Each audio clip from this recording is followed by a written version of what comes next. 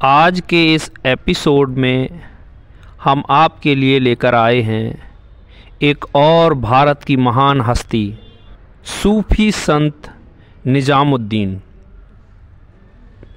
भारत में सामाजिक समरसता और मेलजोल स्थापित करने में सूफी संत शेख निजामुद्दीन औलिया का विशेष योगदान रहा है। शेख निजामुद्दीन ने मानव प्रेम तथा सद्भावना का संदेश देकर भारतीय जीवन दर्शन को प्रभावित किया। इनका जन्म सन 1236 ईस्वी में बदायूं में हुआ था। केवल 5 वर्ष की उम्र में ही उनके पिता का देहांत हो गया। पिता की मृत्यु के उपरांत उनके पालन पोषण और शिक्षा का भार माता जुलेखा के कंधों पर आ गया। माता के प्रभाव से बालक निजामुद्दीन में आध्यात्मिक विचारों का उदय हुआ। बदायूं में आरंभिक शिक्षा पाने के बाद वे अपनी मां के साथ दिल्ली चले गए।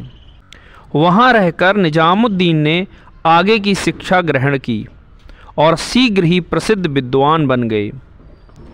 उन दिनों सूफी संत हजरत ख्वाजा फरीदुद्दीन, जिन्हें बाबा फरीद के नाम से भी जाना जाता है, की बड़ी ख्याति थी।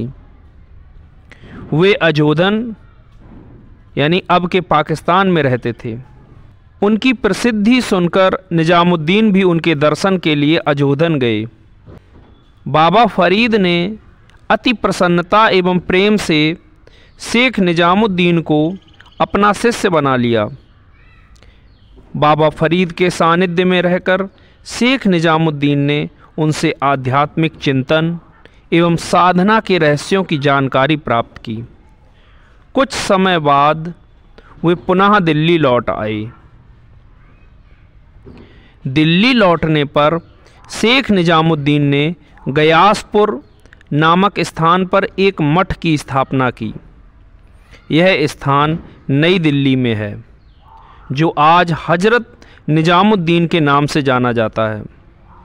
गयासपुर का मठ शेख साहब के जीवन काल में ही दिल्ली के लोगों के लिए सबसे बड़ा धार्मिक श्रद्धा का तीर्थ स्थल बन गया था।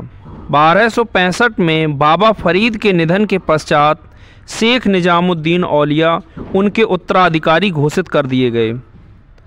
अब शेख का नाम दिल्ली एवं आसपास के क्षेत्रों में भी प्रसिद्ध हो गया। लोग दूर दराज से उनके दर्शन के लिए आने लगे। शेख को स्वयं कविता में बड़ी रुचि थी। उनकी खानकाह यानी मठ में अच्छे कव्वाल आते रहते थे। उनके कव्वाली समारोहों में भी बड़ी संख्या में भीड़ जुटती थी। शेख निजामुद्दीन के हृदय में गरीबों के प्रति अत्यधिक करुणा थी। उनको उपहार और भेंट में जो कुछ चीज़ें मिलती थीं, उसे वे खानकाह में अपने श्रद्धालुओं में बांट दिया करते थे। उनका लंगर यानी भंडारा सभी के लिए खुला रहता था। शेख साहब ने जीवन भर मानव प्रेम का प्रचार किया। उन्होंने लोगों को सांसारिक बंधनों से मुक्त होने की शिक्षा दी। उनकी शिष्य मंडली में सभी वर्गों एवं क्षेत्रों के लोग शामिल थे। वे अपने शिष्यों का ध्यान सदैव सामाजिक उत्तरदायित्व की ओर आकृष्ट कराते रहे। सन 1325 ईस्वी में शेख निजामुद्दीन औलिया के निधन से पूरा जनमानस शोक संतप्त हो गया।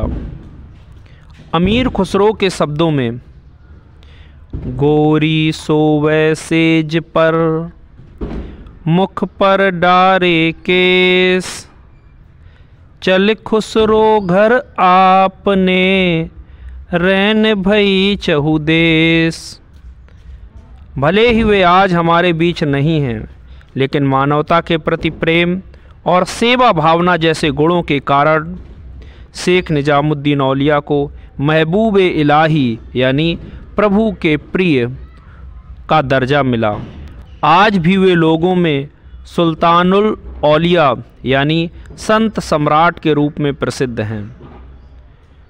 उनकी पवित्र मजार पर प्रतिवर्ष लाखों की संख्या में लोग आते हैं और मन्नत मांगते हुए अपनी श्रद्धांजलि अर्पित करते हैं। यदि आपको ये हमारा पॉडकास्ट पसंद आया हो तो इसे लाइक एंड शेयर करना ना भूलें।